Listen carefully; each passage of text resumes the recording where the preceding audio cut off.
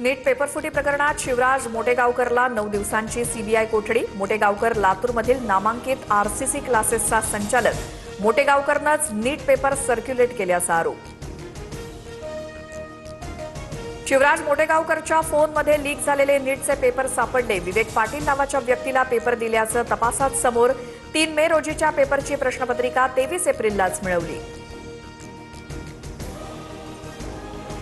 लातूरमध्ये मोटेगावकर क्लासेसच्या कॅम्पसमध्ये शिवसेना आक्रमक। क्लासेसच्या बोर्डाला काळं फासत मोटेगावकरच्या संपत्तीची चौकशीची मागणी।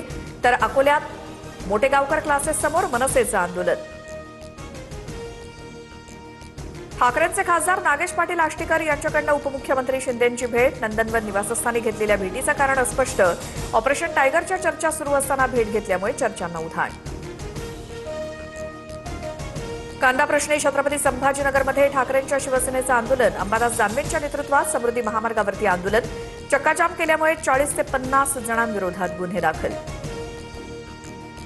मर्यादित इंधन साठ्यामुळे पेट्रोल, डिझेल आणि सीएनजीसाठी वाहनांच्या रांगा। काही जिल्ह्यांमध्ये इंधनासाठी नागरिक ताटकळले तर अनेक ठिकाणी नो स्टॉकचे फलक। जागतिक बाजारात कच्च्या तेलाच्या किमती 2% अधिक वाढल्या।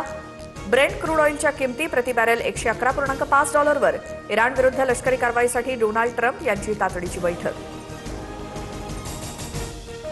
एसटीच्या तिकीट दरात 31 मेपर्यंत कोणतीही वाढ नाही। मात्र केंद्र आणि राज्यानं मदत न केल्यास भाडेवाढ अटळ।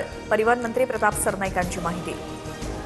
मध्ये तापमानाचा पारा 40 अंशांच्या पुढे। अकोला, अमरावती आणि वर्ध्यामध्ये सर्वाधिक 46 अंश तापमानाची नोंद। हवामान विभागाकडून नागरिकांना काळजी घेण्याचं आवाहन।